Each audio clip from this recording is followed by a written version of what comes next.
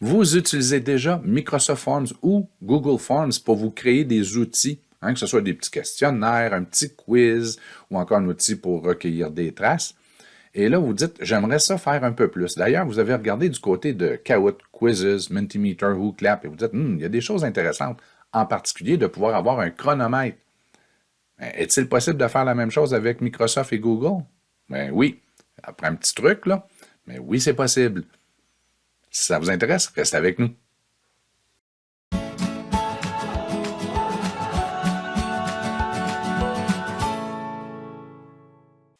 Avant de débuter, je désire mentionner que la capsule va durer 21 minutes, mais en réalité, ça ne prend pas 21 minutes. C'est parce que dans l'exemple, on va ajouter des images de fond d'écran, des petites animations, on va ajouter de la voix, parce que oui, on va dire dans ce cas-ci, pour garder ça simple, question 1, question 2, question 3, mais vous pourriez même lire la question, c'est une belle mesure d'aide pour les élèves.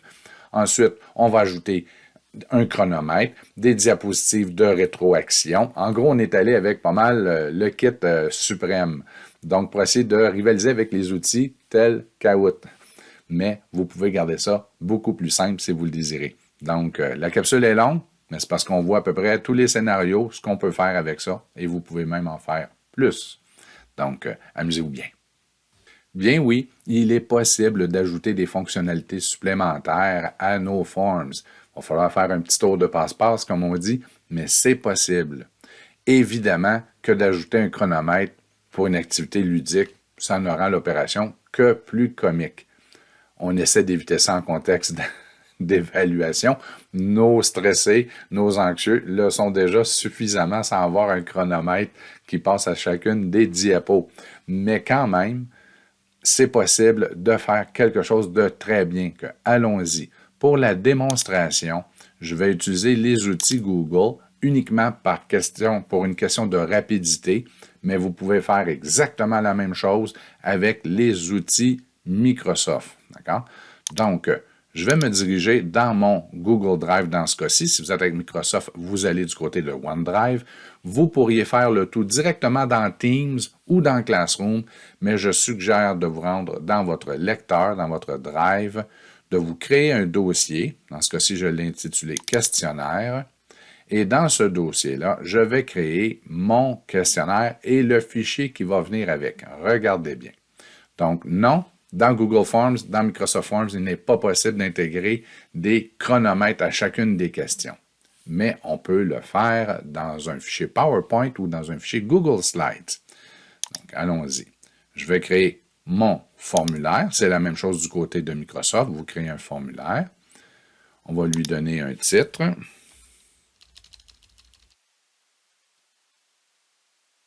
Pas très original, mais ça fait l'affaire. Ça fait l'affaire. On nomme le fichier. C'est la même chose quand on est du côté de Microsoft. Et là, ça ici, vous allez avoir le questionnaire pour vos élèves. Et vous, ce que vous désirez avoir à l'écran, et c'est là qu'on va vouloir pouvoir chronométrer, ça sera un fichier, dans ce cas-ci, un Google Présentation, un Google Slides. Et si vous êtes du côté de Microsoft, dans OneDrive, vous créez un formulaire, un Microsoft Forms et un fichier PowerPoint. Donc, ici, je vais inscrire question 1. Bon, attendez, je vais donner un titre au questionnaire. Formulaire test. D'accord? Je vais ajouter une diapositive. Et là, je vais ajouter une diapositive par question. Donc, on va retrouver ici, comment on pourrait dire, la première question.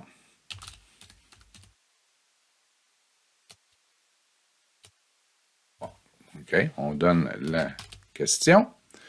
Et on peut, si on le désire, inclure les choix de réponse ou non. On pourrait uniquement avoir la question si vous le désirez. Là, petit conseil, dans le coin supérieur, pour que les élèves puissent vraiment se retrouver facilement, on va numéroter les questions.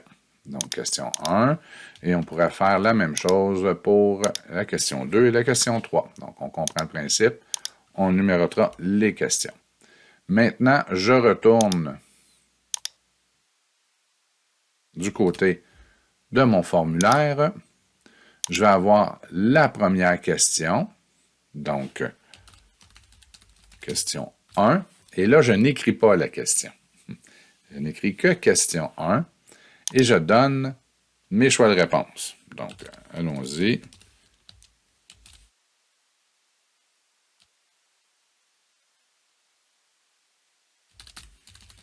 Par exemple, ça pourrait être mes choix de réponse. Choix multiple, une seule réponse qui est voulue. J'ajoute une autre question. Donc, question 2.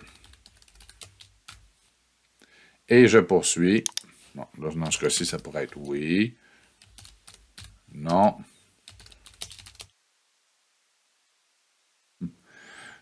On va oublier le je ne sais pas, mais il est là. Bon. On pourrait avoir des choix comiques, donc on s'organise pour que ça soit agréable. Si vous avez l'intention de l'utiliser avec un seul groupe, par exemple, vous êtes titulaire au primaire, on peut déjà le présenter comme ça, c'est correct. Si vous êtes spécialiste au primaire ou encore enseignant ou enseignante au secondaire, je vous suggère d'ajouter une question ou 3 questions au début. Automatiquement, en l'utilisant avec Teams ou Classroom, vous allez avoir les adresses courriel. Mais, je vous conseillerais, ça serait très, très, très judicieux, de vous ajouter 3 petites questions. Donc, ton nom, réponse courte, hein, il l'a même modifié automatiquement en fonction de la question, obligatoire,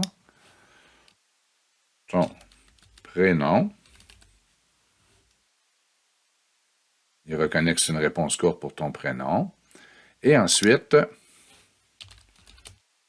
ton groupe. Et là, je vais choisir une liste déroulante.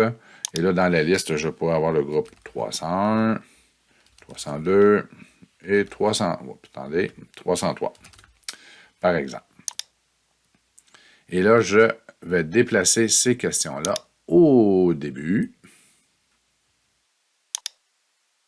On peut faire exactement la même chose dans Microsoft. En réalité, s'il y a 2 produits qui se ressemblent, ce sont bien ces 2-là. Donc, et je pourrais même ajouter, si je viens ici, une section. Donc, ils vont devoir... Oh, la section n'est pas nécessairement au bon endroit. Ton groupe, je veux le changer de section. Donc, je vais l'amener ici. Voilà. Donc, les élèves, si on fait une visualisation, on va leur demander ton nom, ton prénom, ton groupe. Hein, ils vont pouvoir choisir. Et lorsque ils sont prêts, c'est suivant et on débute le quiz. D'accord? Donc, ce que j'ai fait jusqu'à maintenant, j'ai créé une question pour recueillir le nom de famille. On pourrait écrire ton nom de famille, ton prénom, ton groupe, ce qui va nous permettre de pouvoir classer les résultats de plusieurs groupes. Donc, on peut les classer par groupe et ensuite par ordre alphabétique, soit de prénom ou de nom de famille, comme vous le désirez.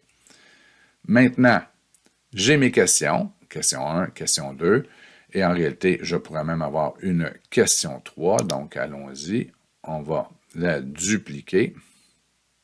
Attendez, je ne fais pas ça souvent, dupliquer ici. Donc, question 1, question 2, et celle-ci va devenir la 3e, question 3.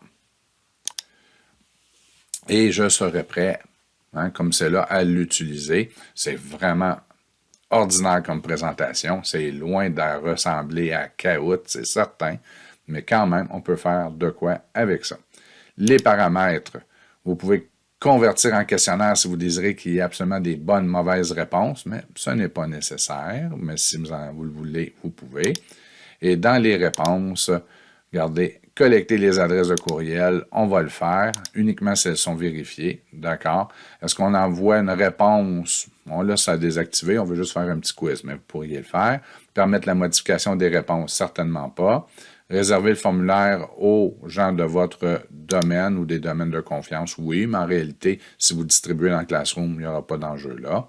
Même chose si vous le faites dans Teams. Une réponse maximum par personne, oui. Et présentation, bon, regardez, on a d'autres choses ici avec les barres.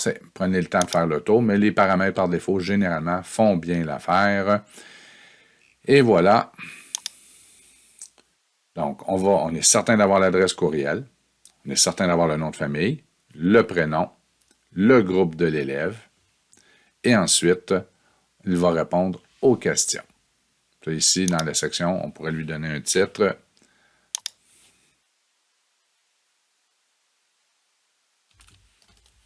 Quiz de la semaine 34.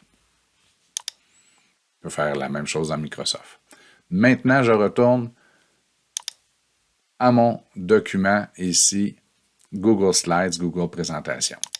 J'avais mon formulaire test, semaine 34. On peut ajouter une diapositive vide. On va y mettre un beau titre en WordArt. Go. On peut faire de quoi de vraiment mieux, mais on peut faire exactement la même chose dans PowerPoint en passant. OK. Donc, on va mettre ça à l'écran quand ça va être le temps de faire le questionnaire. On prépare les élèves. Une fois qu'ils sont prêts, on présente la première question avec ou non les choix de réponse. Donc, c'est à nous de décider. Donc, oui, on pourrait inscrire les choix de réponse ou encore, on peut simplement enlever la boîte et afficher en plus gros la question. Comme ceci. Donc, on pourrait avoir la question qui serait gigantesque à l'écran. On a question 1. Donc, l'élève va voir à son écran quel est le nom de quelque chose et devra répondre à question 1 par les choix de réponse. Donc là, on n'a pas parlé de timer encore. Donc oui, l'élève devra répondre et ensuite passer à la prochaine question. C'est vous qui allez décider, vous pouvez le faire manuellement ou encore décider d'automatiser l'affichage des diapositives. Je conseille d'y aller manuellement. Donc, on dit qu'on a un 30 secondes. Vous pourriez inscrire ici 30 secondes. On pourrait même ajouter un GIF animé avec les secondes qui diminuent. C'est possible. Donc, on peut faire insertion, image, pardon. Si vous voulez un GIF animé, vous avez même des vidéos qui le font en réalité. Vous pourriez faire insertion, vidéo. On va sur YouTube et on écrit timer. Bon, regardez, 30 secondes. 30 secondes. L'écran en anglais, on en trouve plus facilement. Puis on pourrait ajouter une vidéo, comme ça, qu'on peut placer dans le coin et qui démarre automatiquement lorsque la diapositive est affichée. On va faire le test. On pourrait la mettre un peu plus grosse juste pour bien... Ah, OK, on la voit bien quand on attend quelques secondes. Puis regardez, on a notre timer. Puis à la fin, fort probablement qu'il y a un son. On n'attendra pas le 18 secondes. Là. Bing! Ou quelque chose. Et vous pouvez avancer à la prochaine diapositive. Ça, c'est si vous voulez absolument avoir le petit décompte. Je vous conseille de quand même conserver le contrôle pour passer d'une diapositive à l'autre, parce que si vous voyez qu'après 10 secondes, tout le monde a répondu, bien vous pouvez... Tout le monde a répondu, parfait, on passe à la prochaine. Si jamais vous vous rendez compte qu'après 30 secondes, la moitié du groupe hésite encore, bien là, vous pouvez leur donner quelques secondes de plus. Donc, on ajoute le numéro de la question parce que c'est comme ça que les élèves vont pouvoir faire la référence. Ensuite, la question en gros ou la question un peu plus petite avec les choix de réponse à l'écran. Donc, les élèves vont voir à leur écran les choix de réponse, vont aussi les voir à l'écran. Donc, c'est à vous de décider. Et vous pouvez ajouter un chronomètre, certainement. Vous pourriez ajouter un fond d'écran. On sait dans Kahoot et dans ces outils-là, on peut faire de quoi de beau, de joli. Bien, on peut le faire ici aussi. Regardez, je peux ajouter un fond d'écran. On pourrait mettre une couleur, dégradée. Voilà. Déjà, c'est un peu mieux, mais vous pourriez aussi ajouter une image que vous allez chercher sur le web. Quand vous cherchez à partir d'ici, vous avez des images libres de droit, donc tant mieux. Mais on pourrait écrire un autobus scolaire. Hein? Scolaire, un dessin. Et voilà, ça pourrait être notre image. Elle est quand même foncée. On serait peut-être mieux avec quelque chose d'un peu plus pâle. Mais tiens, allons-y. J'insère. Donc, on pourrait avoir quelque chose du genre, évidemment, on va changer la couleur de police. On serait mieux d'aller en blanc. Vous pourriez même mettre à la forme ici un fond. Pour le faire ressortir. On pourrait y ajouter un contour. On peut faire la même chose dans PowerPoint en passant. Et là, vous auriez un questionnaire qui déjà commence à avoir un peu plus d'allure, qui commence à être intéressant à regarder. On peut agrandir notre chronomètre. On pourrait même, à l'affichage de la diapositive, y ajouter un son. Donc, c'est possible de le faire. On peut ajouter un son, donc insertion, audio. On ajoute un petit ding, on se trouve un fichier qui fait ding. Il y a plein de bibliothèques où on peut en trouver. Et donc, à chaque fois qu'il y a l'affichage d'une nouvelle diapo, bien, vous avez le ding pour attirer l'attention des élèves. En réalité, on pourrait même, dans ce cas-ci, c'est une fonctionnalité qui est unique à Google Slides, à Google Présentation, mais avec PowerPoint, si vous l'enregistrez dans Audacity ou avec un autre outil, vous pouvez faire pratiquement la même chose. Je pourrais même ajouter le question 1. Là, j'espère que le son va continuer à être bon par la suite, mais allons-y. Question 1.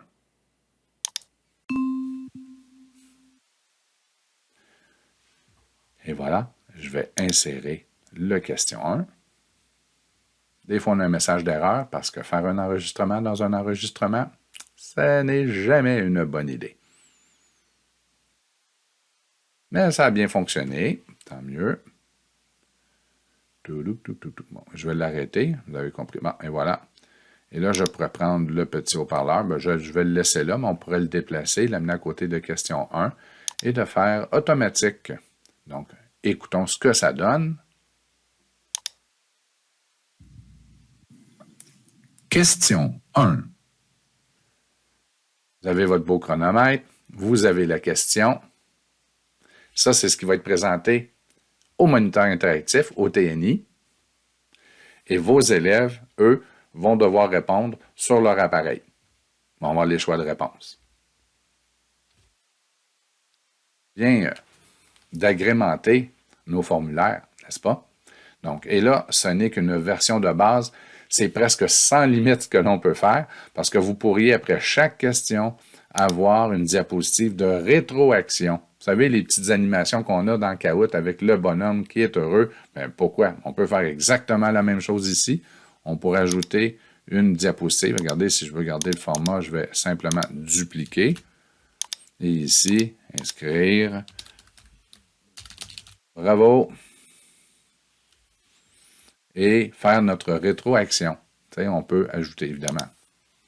On enlève le chronomètre. On enlève le question 1. Et on peut y aller avec des dessins, mentionner quelle était la bonne réponse, pourquoi, et ainsi de suite. Évidemment, vous n'aurez pas le tableau où vous avez le classement des élèves en temps réel. Mais est-ce qu'on veut toujours l'avoir de toute façon? Donc, vous pouvez vous créer rapidement un modèle, parce que faire un questionnaire comme ça, il faut quand même le faire le premier. Mais une fois que vous avez votre modèle de fait, vous ne faites que dupliquer le questionnaire, vous changez le numéro de la semaine ou encore le sujet, la thématique, et vous inscrivez vos questions. Une fois que vos questions sont inscrites, vous faites un copier, vous l'amenez dans votre formulaire, vous faites la même chose avec les choix de réponse, copier-coller, et le tour est joué. Vous avez votre formulaire test, vous avez votre présentation, formulaire test, ici. Si on revient dans notre document, il n'a pas changé de nom encore, mais il va changer dans quelques secondes. Donc, formulaire test, et pour gérer vos réponses, si vous cliquez sur réponse, c'est la même chose dans Microsoft Forms. Vous faites un lien vers une feuille de calcul qui va porter le même nom, mais avec réponse. Et c'est ici que vous allez avoir toutes vos réponses, toutes vos données. Donc, à quelle heure l'élève l'a fait, l'adresse courriel de l'élève, son nom de famille, son prénom, son groupe et les réponses aux différentes questions. Donc, une fois que vous allez avoir vos 3 groupes, si vous avez 3 groupes qui vont avoir répondu, vous pourrez ici trier en fonction du groupe. Donc, on peut trier en fonction du groupe. Ici, on écrit 301, bien, tous les 301 vont se ramasser ensemble, les 302, les 303. On fait la même chose dans Excel. Une seule différence entre les environnements Microsoft et Google, il y en a une seule jusqu'à maintenant, bien, 2. Avec Google, si vous avez Mote d'installer, vous pouvez enregistrer directement dans Slides. Vous pouvez faire la même chose avec un autre outil dans Microsoft PowerPoint, d'accord? Donc, dans Mote, vous pouvez le faire. Voyons, pardon, dans Slides, vous pouvez le faire. La seule et grosse différence entre les deux environnements, c'est que le fichier Sheets, qui est créé à partir du Forms, il est dynamique. Donc, en temps réel, vous allez voir les réponses s'ajouter. Du côté de Microsoft, il va créer un fichier Excel, mais celui-ci n'est pas dynamique. Donc, on vous conseille d'attendre, il faut juste le savoir, d'attendre à la fin. Donc, votre groupe, vous attendez qu'il ait terminé de répondre au quiz. Et là, une fois que c'est terminé, vous allez dans l'onglet Réponses et vous créez un fichier Excel. L'option est au même endroit. Et là, il va faire une espèce de photographie des résultats au moment où il crée le fichier. Si jamais vous avez des élèves qui vont répondre, des élèves par la suite au même questionnaire, au même quiz, ils ne seront pas inclus dans le fichier Excel. Vous devrez y retourner une seconde fois pour créer une nouvelle feuille de calcul. Donc, c'est la seule différence. Du côté de Google, vous allez voir les élèves en temps réel ajouter leurs réponses. Donc, si vous n'avez pas besoin de suivi en temps réel des données, ça n'a pas vraiment d'impact. Si c'est important, alors considérez l'environnement Google. Donc, on fait le tour. On a fait pas mal le tour. C'est terminé. Comment faire un questionnaire qui est intéressant à répondre? Bien, évidemment, du côté de l'élève, lorsqu'on va en mode visionnement, oui, mon nom, Tremblay, Michel, je choisis mon groupe, 301, je suis prêt à débuter, parfait, j'attends les questions à l'écran. Donc, on pourrait même les séparer pour en avoir une seule à chaque fois avec un suivant, si on le désire. Là, je ne l'ai pas fait, ce n'est pas vraiment important. Et là, ici, moi, à l'écran, je présente ceci aux élèves. C'est notre formulaire test pour la semaine 34. Vous êtes prêts? Allons-y. Question 1. Bon, quel est le nom de mon père? Et c'est là que l'élève va arriver ici, répondre Michel. Ensuite, il est prêt à aller à la question 2. Et lorsqu'on est prêt à aller à la question 2, ici, bon, on a notre rétroaction. Parfait, on arrive à la question 2. Donc, quel est le nom de mon chien? Donc, ben là, attendez, non, c'est... Est-ce que j'ai un chien? Bon, voilà. Et là, l'élève va répondre non, j'en ai pas. Et c'est là qu'on peut mettre des chronomètres partout, qu'on peut mettre de la couleur, on peut mettre des animations, on peut mettre un petit gif animé, on peut mettre des emojis, parce qu'en gros, on utilise un PowerPoint pour afficher à l'écran à la place du formulaire en tant que tel. Donc, on vous souhaite une belle création de formulaire. Rappelez-vous, vous pouvez en faire un et ensuite vous le dupliquez, vous le rendez beau, vous le personnalisez. Ça va être le même modèle que vous allez utiliser toute l'année. Et ensuite, vous utilisez le même modèle, vous ne faites que modifier les questions. Vous allez sauver beaucoup de temps. Donc, bonne création de questionnaire ou de formulaire dans ce cas-ci et amusez-vous bien avec vos élèves.